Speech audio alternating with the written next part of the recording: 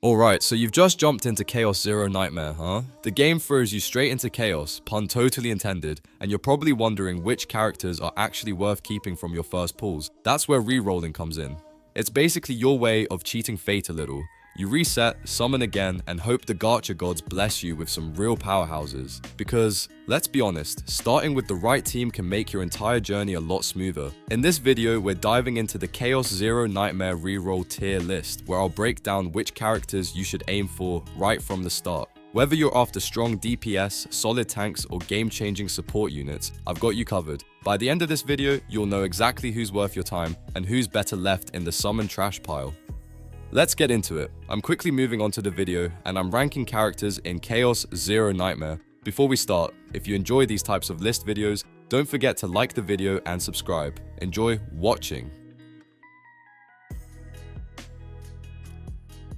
My friends, only 0.1% of viewers subscribe. If you like this type of content, please do not forget to subscribe to the channel. Thank you in advance for your support. The characters in this tier are, in order from top left to bottom right, Orlea, Owen, and Amir. You ever have that one teammate who tries to help but ends up just getting in the way? Yeah, that's basically Orlea in Chaos Zero Nightmare.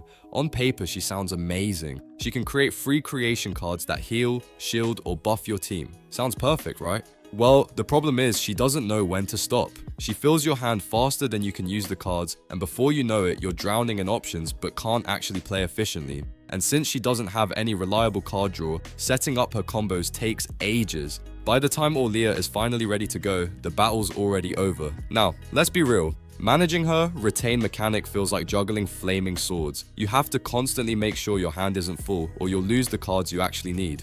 It's stressful, it's clunky, and it's just not worth it when there are so many other support characters who do the same job without giving you a headache. So unless you enjoy living on the edge of card management chaos, Orlea might not be your best pick. Moving on to Owen.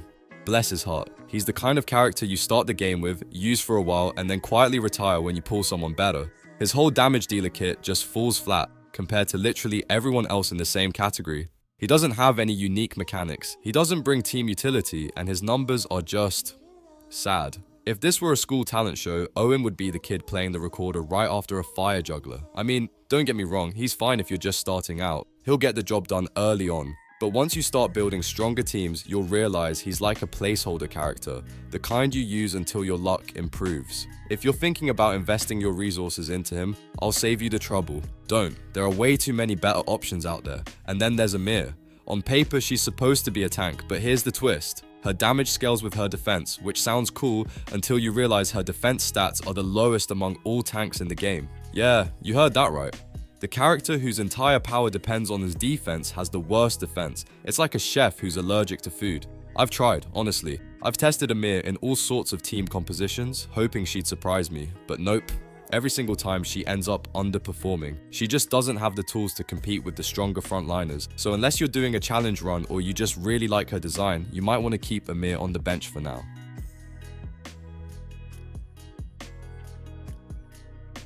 The characters in this tier are, in order from top left to bottom right, Tressa, Maribel, Veronica, and Orin. You know how some characters just barely miss greatness? Like, they're good, sometimes really good, but there's always that one annoying little flaw that keeps them from shining in the big leagues. That's exactly what the B tier is all about in Chaos Zero Nightmare. These characters are fun, flexible, and can definitely pull their weight, but when things get serious, they start to show their limits. Let's talk about them one by one. First up, we've got Tressa. She's basically the friendly neighborhood assassin. Super easy to obtain, reliable, and works wonders in teams that rely on follow-up attacks. Her shadow daggers don't cost any resources, so you can spam them all day long. It feels great at first, like you're just endlessly throwing knives at everything that moves. But here's the catch. Against bosses, her damage really starts to fall off. Those free attacks start feeling like mosquito bites compared to the heavy hitters on your roster. Still, she's one of those characters that makes early and mid-game feel smooth and satisfying. Then we've got Maribel, the classic almost there support. She's super easy to build, which is nice, but her shields just don't pack the punch you'd expect. In the current meta, they feel a bit soft, like bubble wrap when you really needed armor plating. I do like her counterattacks though. There's something very satisfying about watching enemies hit her and immediately regret it.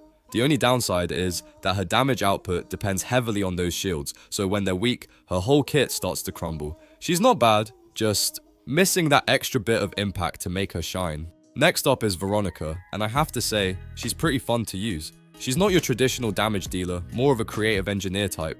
She summons ballistas that fire automatically at the end of each turn, giving you free damage without lifting a finger, and she can even borrow cards from other characters and use them herself, which makes her super flexible.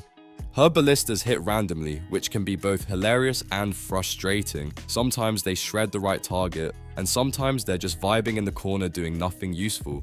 But overall, Veronica works really well as a sub DPS. Pair her with someone like Renoa and she can really make the most of her weird mechanics. The only reason she's not higher is because she's a bit of a jack of all trades, master of none. Her damage doesn't reach the insane levels of dedicated DPS characters, but she brings steady, automatic damage that adds up over time. If you like strategic setups and creative playstyles, she's definitely one of the more interesting picks in this tier. Now, let's talk about Rin.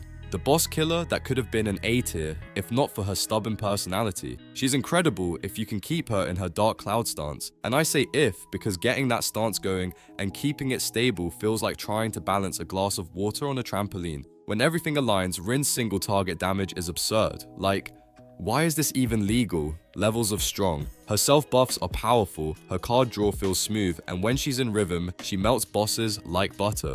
But then reality kicks in. Her stance disappears whenever other combatants use attack cards, which means you basically have to build your entire team around her. No distractions, no extra attackers. It's Rin's show or nothing. That kind of setup is demanding and not every team can support it. On top of that, she has 0 area of effect damage, so she's amazing against bosses, but kind of terrible against groups. At the end of the day, Rin is that character who's both a dream and a nightmare. She can carry you through some of the hardest fights, but she'll also make you pull your hair out trying to keep her at full potential. If you love high risk, high reward playstyles, she's your girl. But if you prefer consistency and peace of mind, maybe stick with someone a little less dramatic. So yeah, that's the B tier. The almost amazing crew. Each of these characters has moments of brilliance, but they also come with enough quirks and limits to keep them grounded. Whether it's Tressa's falling damage, Maribel's weak shields, Veronica's unpredictable ballistas, or Rin's moody stance, they all have something that keeps them from climbing higher. Still, in the right hands and the right team, these B tier heroes can absolutely punch above their weight.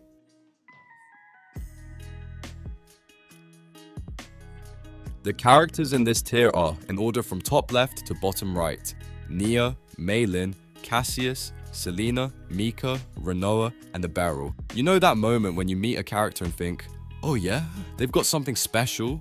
That's the A tier crew in Chaos Zero Nightmare. They're not completely broken like the S tier monsters, but they've definitely earned their spot near the top. These are the ones who make your team feel powerful, smooth, and fun, but also make you think a little while playing. They've got depth, they've got synergy, and honestly, they just feel good to use. Let's start strong with Nia.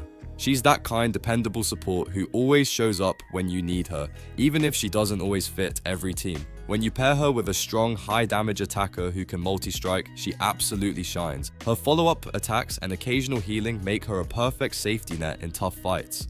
The catch? If you don't have the right attacker to pair her with, she loses some of her sparkle. Still, she's one of those characters you'll always be glad to have around, especially when things get dicey. Nia isn't the flashy type. She's more like the steady rhythm behind the chaos. Her supportive plays feel natural and rewarding, and she brings just enough healing to keep your team afloat without wasting turns. She might not carry the fight on her own, but she'll make sure your actual carry gets to shine.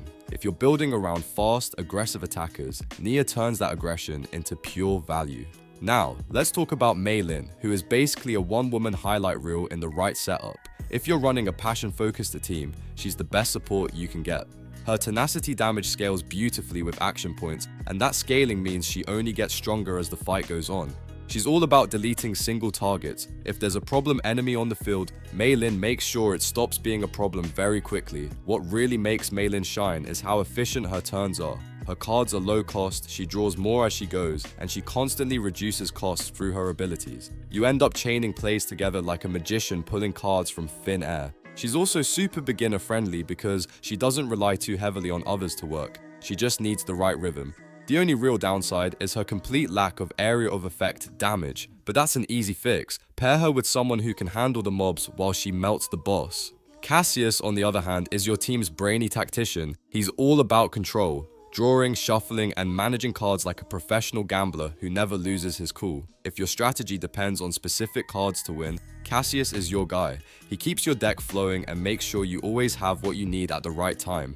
But there's a catch, of course. Outside of his card manipulation, Cassius doesn't bring much else to the table. His damage is average and his utility doesn't hit quite as hard as the top supports. He's definitely useful, especially in teams that rely on tight combos or synergies, but he's not going to carry your entire run by himself. Think of him as the backstage manager making sure the stars shine, rather than being the star himself. Then we've got Selena, and she's the definition of flexibility. She's one of those characters who can slide into almost any team and do her job without fuss. But when you put her in a passion-based setup, she goes from pretty good to absolutely cracked.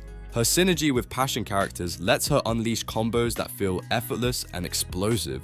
The only issue? When she's not working with her passion allies, she loses some edge. Her numbers drop and her rhythm gets clunky. Even then, Selena remains a really solid pick for most players. She's easy to understand, consistent, and always contributes something meaningful. She might not break the meta, but she's got that dependable energy that makes her a pleasure to use. She's the type of character you always keep leveled up. Not because she's the best, but because she never really lets you down. Let's talk about Mika, the healer that everyone starts with, but somehow ends up sticking around longer than expected. She's like that one friend who always brings snacks to a party.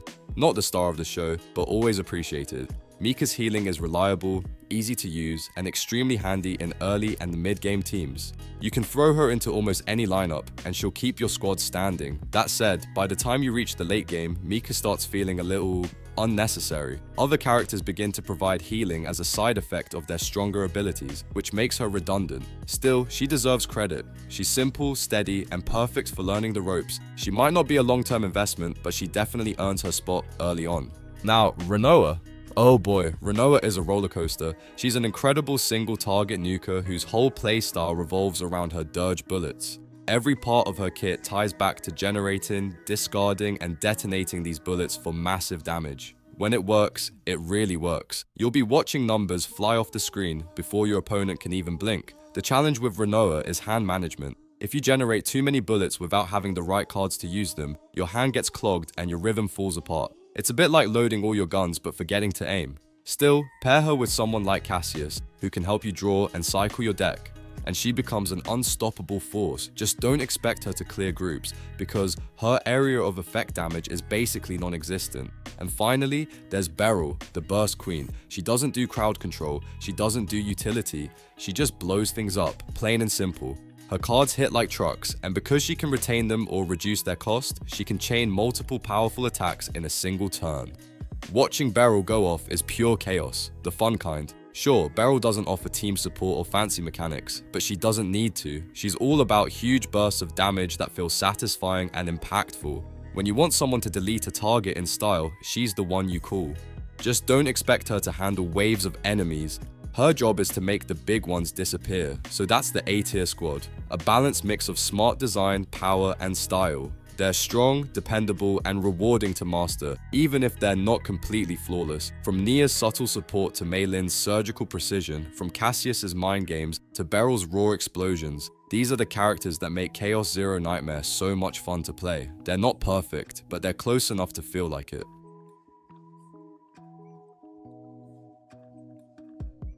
The characters in this tier are, in order from top left to bottom right, Chiron, Calliope, Ray, and Magna. You know that magical feeling when everything in your team just clicks, when your cards line up perfectly, your characters pop off, and the enemies don't even get a chance to breathe? Yeah, that's what the S tier is all about in Chaos Zero Nightmare. These are the characters that don't just perform well, they define the meta. They're the heavy hitters, the carry machines, the ones you pull and immediately start building your entire strategy around.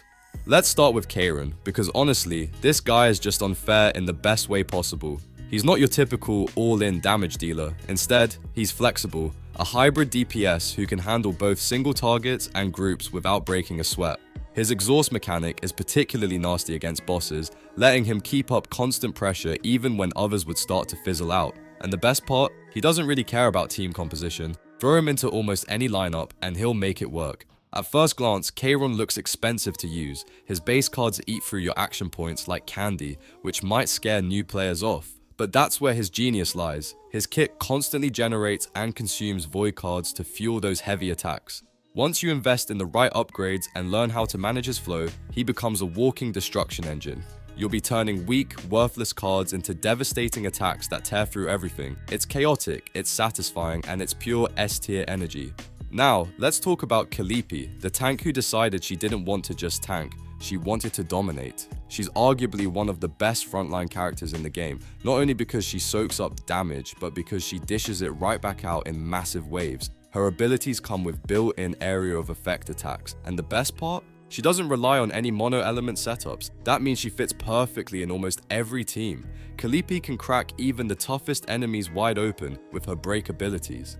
Plus, she generates action points while attacking, which basically means she's fueling your entire team every turn. It's like having a powerhouse and a battery rolled into one. She's durable, she's strong, and she's got that unstoppable try-me vibe that makes her an instant pick for serious players. Then we've got Ray, and listen, don't let that 4-star label fool you. She's one of those underdog characters who quietly break the balance of the game. Her kit is insanely useful. She uses exhaust to draw extra cards, making your hand feel endless. She's easy to pull, easy to build, and once she hits Manifest Ego level 2, she unlocks healing, turning her into a full-on support powerhouse. When you combine her accessibility with her utility, she absolutely earns her S-tier spot. Ray is the kind of support that makes everything around her smoother. She keeps your team stable with healing, helps you cycle your cards faster, and doesn't need high-level investment to shine. The best part? Because she's so easy to obtain and upgrade, you'll have her fully built long before most of your higher rarity characters. She's proof that rarity doesn't always equal strength.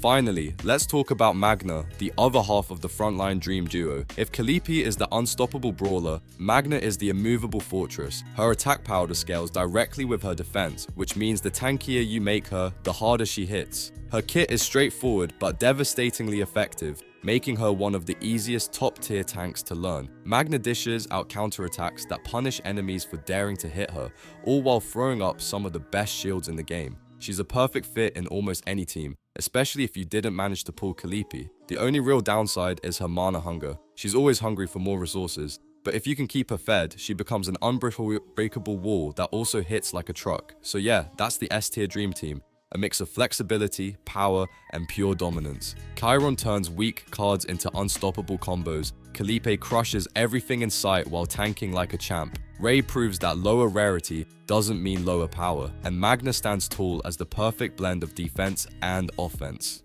These are the characters that make Chaos Zero Nightmare feel like your playground, because when you've got one of them on your side, every battle starts to feel a little unfair.